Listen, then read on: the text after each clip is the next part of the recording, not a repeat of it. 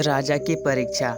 सादा जीवन और उच्च विचार रखने वाले कबीरदास की ख्याति दूर दूर तक फैली हुई थी और बनारस के राजा भी वीर सिंह भी कबीरदास जी के भक्तों में से एक थे। जब कभी कबीरदास राजा से मिलने जाते तो राजा स्वयं कबीरदास जी के चरणों में बैठ जाते और उन्हें राजगद्दी पर बैठा देते।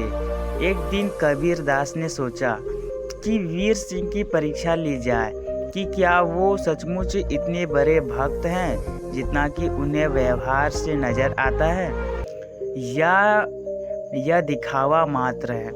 अगले ही दिन वे बनारस के बाजारों में एक मोची और एक महिला भक्त, जो कि पहले वैश्या थी, के साथ राम नाम जपते निकल पड़े और साथ ही उन्होंने अपने हाथ में 2 बोतलें पकड़ ली जिनमें रंगीन पानी था, पर देखने में शराब प्रतीत होता था।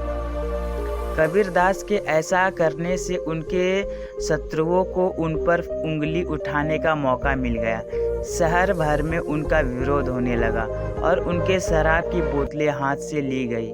एक मोची और वैश्या के साथ इस तरह शहर में घूमने की खबर राजा तक ही पहुंची।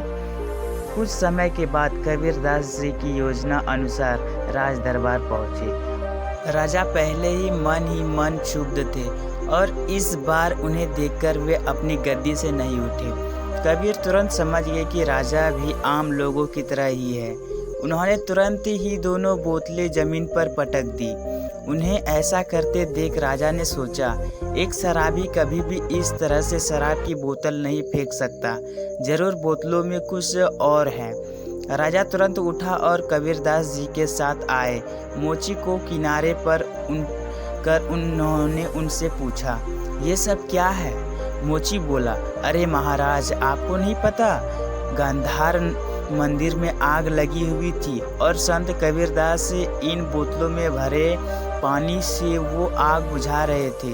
राजा ने इस घटना का दिन और बाद में इस बात की सच्चाई का पता लगाने के लिए एक दूत जगन्नाथ मंदिर भेजा। मंदिर के पास रहने वाले लोगों ने इस बात की पुष्टि की। उसी दिन और समय में मंदिर में आग लगी थी, जिसे बुझा दिया गया था।